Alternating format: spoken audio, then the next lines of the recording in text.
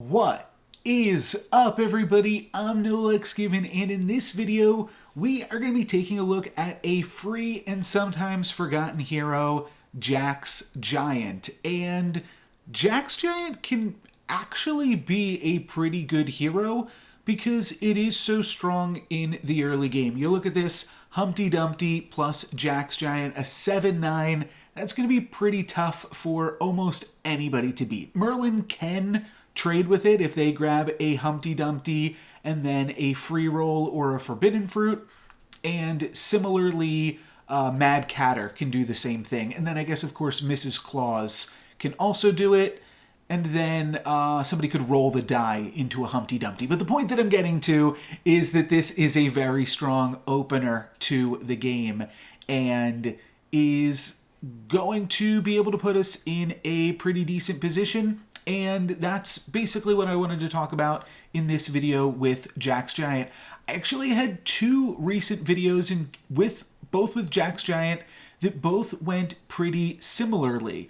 You can see there I'm checking, is the blind mouse worth pursuing, because there is a horde dragon in the lobby, is like the only other hero that actively wants Blind Mouse, and by other, I mean the only hero in this lobby that really wants Blind Mouse is Horde Dragon. There's no Wonder Waddle, Pied Piper, Peter Pants.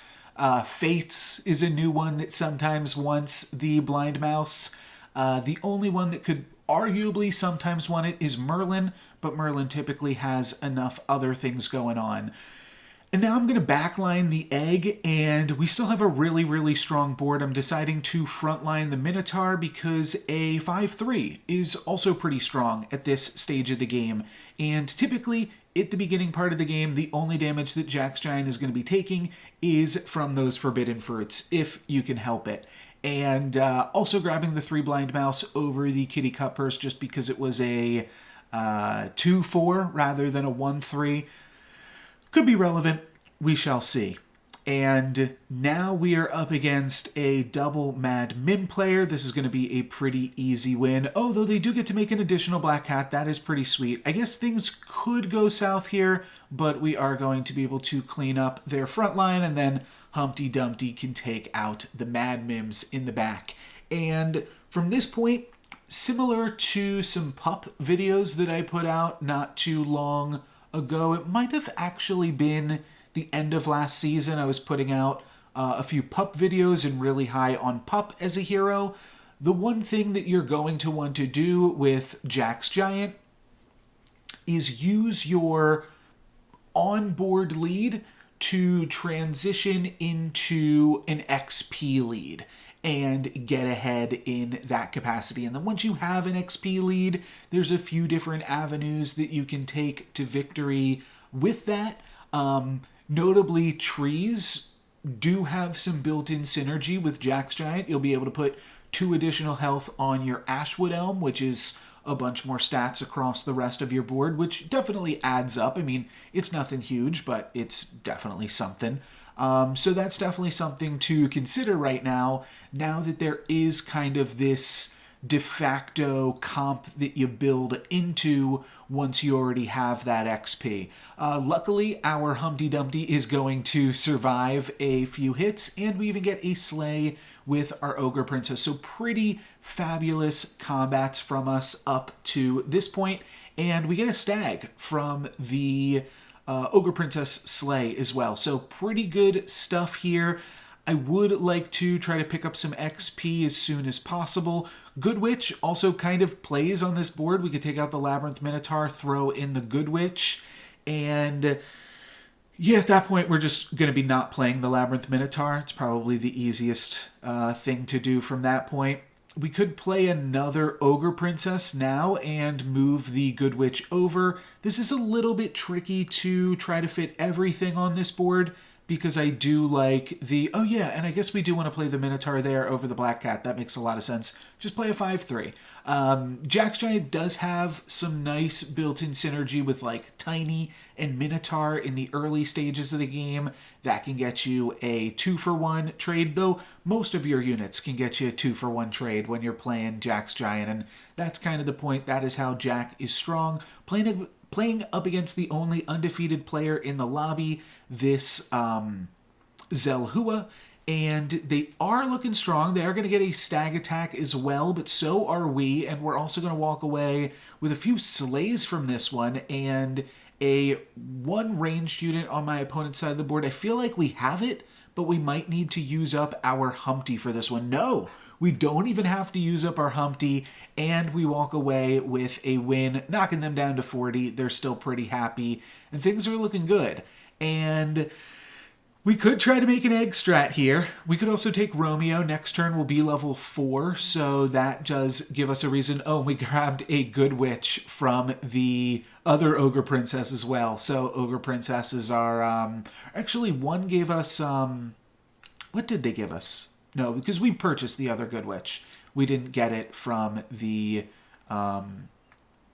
Ogre Princess there, but yeah, definitely a lot of different routes to take. We could go into Prized Pig while we're so ahead, and then we're going to find a Good Witch and pick up a tier 3 treasure. Crystal Ball ain't bad, Sting isn't bad either. I do really like Crystal Ball, and I guess for that reason I'm just going to take it. It is just so strong and it's so irreplaceable, and we are also potentially building towards another tier 3 treasure with the Ogre Princesses if we're able to connect on those. I'll just pick up a Jack's Jumping Bean, and we are able to connect with the Ogre Princesses, so that's pretty sweet. And we'll see what we can do from there. And see, yeah, just what we can make going forward. But still looking pretty strong with the stag, though everybody's got a stag. So this one could be a little bit close, but we also have this huge frog in the front line. So yeah, looking pretty good. I think we are going to walk away from this one with a win, though it'll be a little close. We'll actually get another slay here, and we only win by 1 point of damage, but we get a few free units, plus we get a 4 glory on the level up turn. So some nice free stuff coming with the Princess White, and then the Ogre Princess and the Stag, and all of this other fun stuff. What do we want here? Well, we could take a Fancy Pants, continue to be strong. I would have loved to have found the hat there, obviously. We're not really going to have too much of anything to do with Dwarven Mine. And yeah, I just don't think the Power Orb is where we want to go. It's probably Fancy Pants or just skip. And we can take the Fancy Pants and still buy the sheep. It doesn't affect that. So we'll do that, and Greedy is not a bad unit to put some Fancy Pants on. It's also not too shabby with Jack's Giant. The other option would just be to kind of roll a little bit and try to find some Humpty Dumpties. We'll do a little bit of both and cast a free roll after that. Do kind of wish I'd gone for this Wish Upon a Star. I think that it's probably worth trying to just pick up next turn. But we'll see what we can make happen because of that, and then I'll just buy a unit just to cycle a little bit of the shop and spend my 1 gold that we have there. But this is where I think we're the strongest. If we could have cast the Wish Upon a Star this turn, it would have been great. Though my opponent's Vulture could present a little bit of a problem, I think that we're probably still really strong here. Yeah, it does look like we are going to be winning. My opponent doesn't have too much of a backline here, but either way, we're going to have a bunch of extra cash from this Greedy. We are going to get another slay with the Ogre Princess, and then we're going to be trying to Wish Upon a Star this next turn and doing whatever it takes to play the strongest board after that. So we'll grab this free Gingerbread Knight and then cast some XP. And these Gingerbread Knights are 7/9s even. So could take this Lightning Dragon. Whatever we take first is going to get +3 attack. And we also have to consider the fact that we do still have these 2 eggs that we've been sitting on. But Lightning Dragon is going to be a pretty good power spike just for the turn, and in terms of giving us the strongest board, I think it's probably the way to go. And then I'm going to lock another XP. I feel like that is, like, we've got so much health. Let's just get the XP and power level to 6, and then it's going to be really hard to stop us. And one of the interesting things with the trees comp is, yes, there's Heartwood Elder, And then, of course, on level 5, there's Burning Tree. But the best way to play the trees comp, if you can, just get to level 6. Get to level 6, and then you'll find the trees. And the reason for that is the gold that you spend rolling... Like, this is about, if you have the question, say it's 5.1 to cast a Turkish Delight, do you go for it? And I think the answer should always be yes. And the reason for that is the gold that you spend rolling on level 6 is actually just worth so much more because you're rolling for 3 or more different things. You're rolling for Ashwood Elm, Echowood, and Burning Tree, as opposed to just rolling for that Burning Tree, which is a little bit of a waste of time. Going to get another win, so we are going to level up to 5.1 now, and this is exactly what I'm talking about, 5.1. Do we want to cast some XP? And my answer to that is yes. Let's cast this Turkish Delight. We will now be level 6 next turn, and the other Jack's Giant game that I think wasn't as fun as this one, I actually wound up getting up 4 XP. I can't actually remember if the second Wish Upon a Star was actually relevant, come to think of it, but I know I cast 2 Wish Upon a Stars as my 2 spells. So obviously that is pretty sweet, and that one actually came after this one, but I just think this was a better game overall. Now, goal is, let's see if we can try to slay with this Lancelot, grab a treasure, and then basically see where that gets us. I'm not locked into the Burning Tree strategy, but it's definitely good, and we're building up a ton of gold and stuff to potentially make that happen. So that's the plan. Maybe Ogre Princess can slay. We're definitely falling off a little bit in power. I wouldn't be super surprised if we lost this one, but even if we do 38 health going into 6.0, actually undefeated. The only damage that we took was from the Forbidden Fruit early on. So really, really strong stuff here. Our Lightning Dragon is going to be able to take out my opponent's entire backline, and then looks like Lancelot will not be able to get a slay, but it does actually stick around, so that's not too bad. Ogre Princess just barely misses that slay, and we'll wind up taking 8 damage, but like I said, not too big of a deal. Undefeated up until this point, and we can probably make some fun stuff happen now. I'm possibly between, you see me like checking out the Lightning Dragon and checking out trees, but then we find some really good trees, and this is probably a pretty reasonable way to go. I do have to decide, do I want the +3/+3 from Fancy Pants on Hercules or Ashwood Elm? And I am going to go with getting that on Hercules, because +3/+3 will put Herc to 27 when you account for the Good Witch, which will make it so that it only has to connect 4 times. So that is a notable breakpoint that I do want to make use of, and am going to make use of here in this game.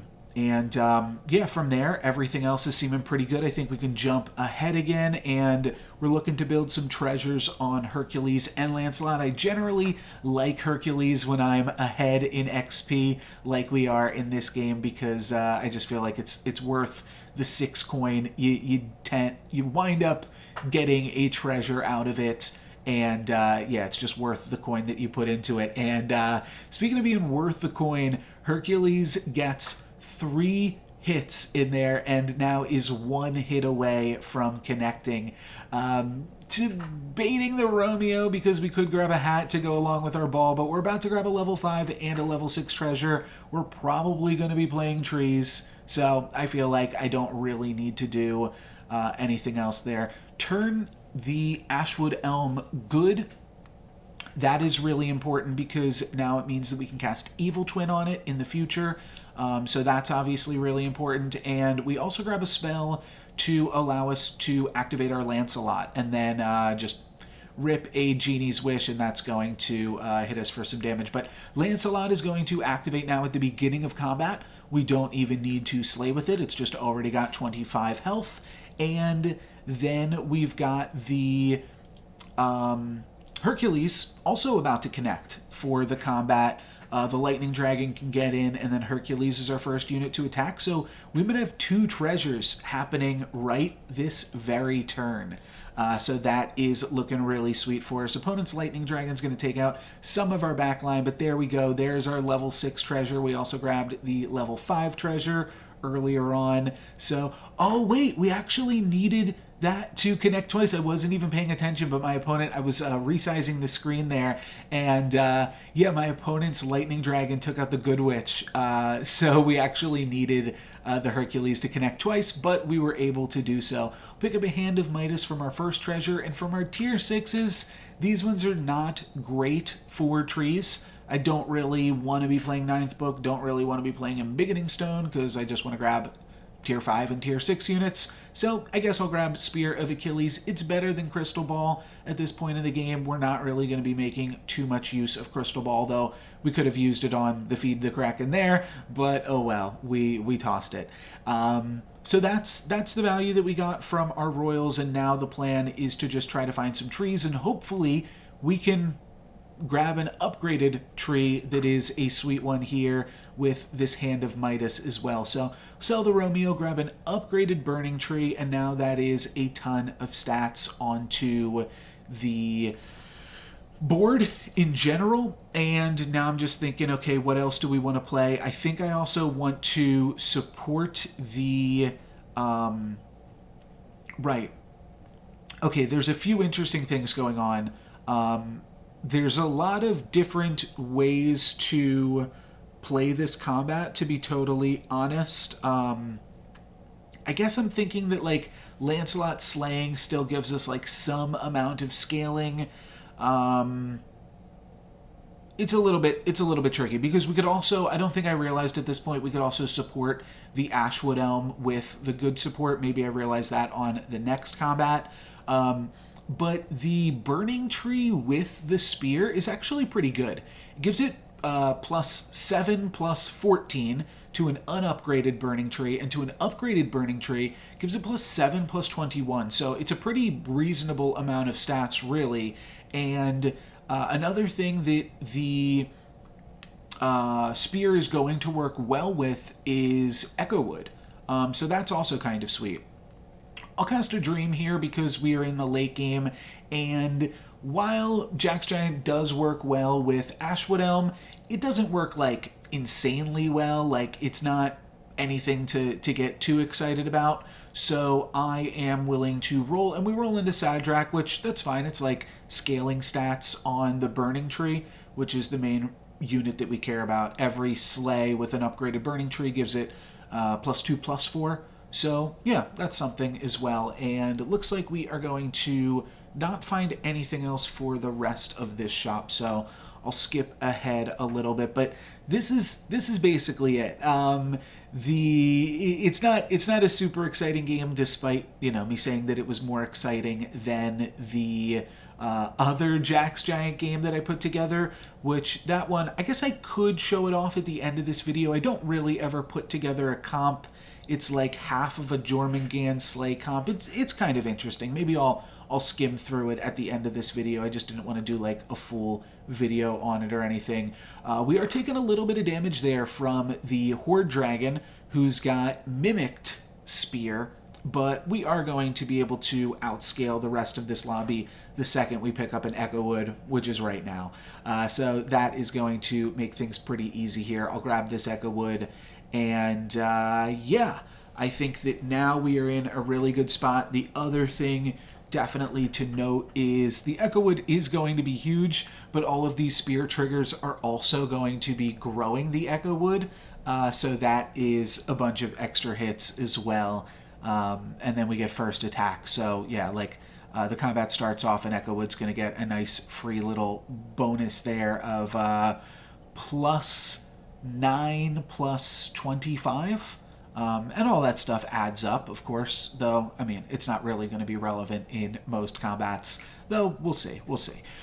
We take out the Sharon here, which was the second place person in the lobby, and now we just have to find replacements for Lancelot and the Hercules that are on our board. I'm not really interested in any tier 3 or tier 4 treasures, so let's just keep rolling, use all of our gold towards the good stuff. And the one reason that I do take the Drink Me potion there is because we made Ashwood Elm good, and we could potentially make Burning Trees good as well. That is a pretty good use of our gold, and we'll pick up some more gold. Could go for a Robin Wood. It does look like this combat is just about to be over. We're about to play this Horde Dragon that we played up against 2 turns ago, and they did beat us. But I think that we got a lot stronger since then. So I could definitely see... Okay, great. I could definitely see just going for the Robin Wood there, but we keep rolling and we find a Burning Tree. So pretty good stuff there, and that is why I suppose it is just better to keep rolling, keep looking for some more trees. I still had some gold there with the ability to sell some things on my bench that I figured it was worth rolling for. And yeah, just trying to maximize the spear is basically what I'm looking at. Make sure that my burning trees are attacking the most by having them in 1, 5, and then either 2 or 6. And this is pretty much all she wrote. Their lightning dragon isn't going to be able to kill anything. They do get a nice little spell on us, so that's pretty good. A nice combination of stuff there takes out our burning tree. And we just have a huge Echo Wood after that. So it's all going to come down to the scams on this combat. Can my opponent scam my huge Echo Wood in the backline? I'm assuming this is a monster book in there. Yes, it is.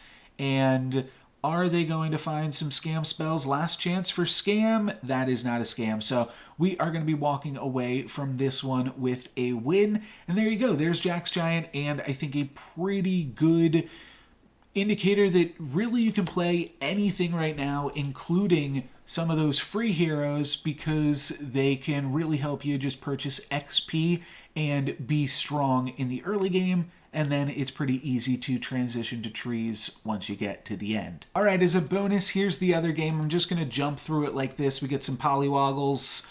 We get a bunch of pigs, actually. That was a huge part of this game. And then I believe I take an ancient sarcophagus just to be strong. Then we grab a... we've got like a bunch of gold here. Yeah, we've got 10 gold, or maybe even 11, and I rolled once. But 11 gold on 3.2, which is just an absolutely massive lead. And that's partially thanks to the polywoggles and the pig. Actually, this was a pretty fun game. Then we get the Wish Upon a Star. Too late now. This is the recap you're getting. Wish Upon a Star. Now we're on 4.2. We could try to do some slay stuff. We've got these Shadow Assassins, but I say no. I'm not looking to play slay, though I do pick up a Chupacabra just to be a little bit strong. Go for a Masquerade Ball, lock a Nyan Sea Terror on the level up turn. Don't think I'm picking up Cupid here. I think I'm just grabbing Nyan Sea Terror because it works well with the Ancient Sarcophagus. Yeah, and then we're rolling for Burning Trees and XP. We find some more XP, and if we win this combat, that is going to get us all the way up to level 6. So I take out the pig just to try to play the strongest board for this turn. This is really tricky, though. Would you lock this shop? Not knowing if you're going to win this combat or not. You're an undefeated Jack's Giant, but you've spent a bunch of gold on spells. Do you lock a Masquerade Ball to see a bunch of 6s 1 turn ahead of time? Or do you not lock because you might just be leveling up to tier 6 anyways? I don't know. It might be worth locking because it's a pretty good use of your gold on turn 6 regardless, just to see all of those tier 6 units. But I'm not going to lock. Let's see how it works out for us up against Midas. Typically a little bit on the weaker side of a hero, and their donkeys are not doing them any favors. My Chupacabra is going to slay, and then looks like these Shadow Assassins are going to be able to clean it up. So we will be able to win the combat. We'll be level 6 while the rest of the lobby is on 4.2. Could take a Shadow Assassin here. That's kind of hard not to pick up. I'd be surprised if I didn't take it. Oh, okay. Yeah, now I kind of switch into this. That's right. I go Shadow Assassin. I grab a Doom Breath, and then I roll for Riverwash Mermaid. Or no, I don't. No. I wouldn't do that at this point. Okay, I roll and then I find a Jormungand and a Hercules. I'm getting some of my other games mixed up. I didn't look through this one at all. We're looking at it together. But grabbing a Hercules, similar thing that I did in the game that I just showed you guys. In this one, I'm also locking this Jormungand. Maybe that's questionable. I decided not to go into trees on this one.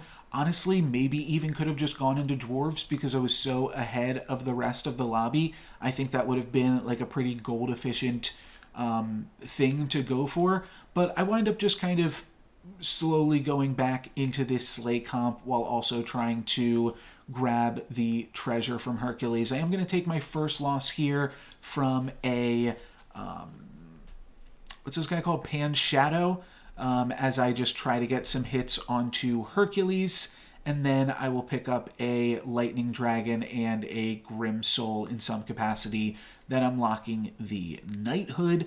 Do still need a Riverwash Mermaid to make it out of this one. Unfortunately, don't get the prized pig gold. I guess I got a little bit silly there with it, but I believe here I'm just upgrading this Jormungand, trying to make that stuff happen again. And I'm thinking maybe I am still ahead enough of the lobby that we could make Lancelot work. And I'm just going to sell 5 things and pick up the Lancelot right now because maybe we can scale this Lance and have that be relevant, because I don't think that the Lightning Dragon plan is really going to come together. I'm just not finding the pieces for it. And I feel like this is more of a game. Maybe there were also...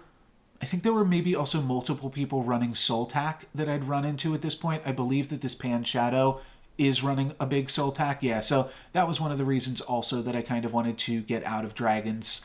We're just going for a large Jormungand, and it does look like I think it's going to be enough to win it. We also picked up an Echo Wood. I might not have touched on that yet, but large Echo Wood as well.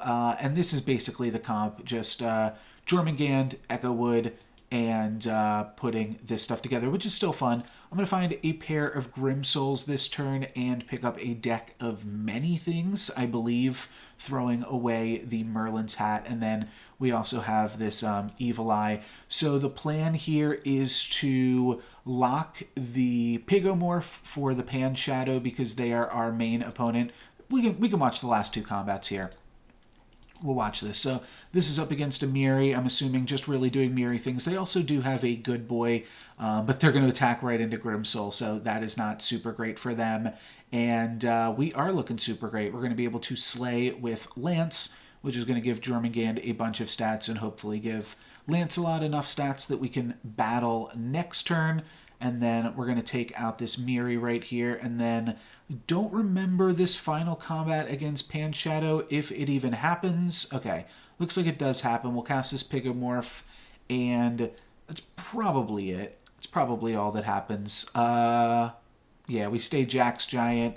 The ordering here is a little bit awkward because you want Lance to slay as many times as possible. You also want Jormungand to slay as many times, and then kind of want the Echo Wood to play back, but there's a lot that could go wrong here. We'll see. We'll see if it happens. And then, of course, we do have the deck of many things and the Pigomorph to be able to do some nice stuff for us. And interestingly, against the Miri, the deck actually cast a Pigomorph for us.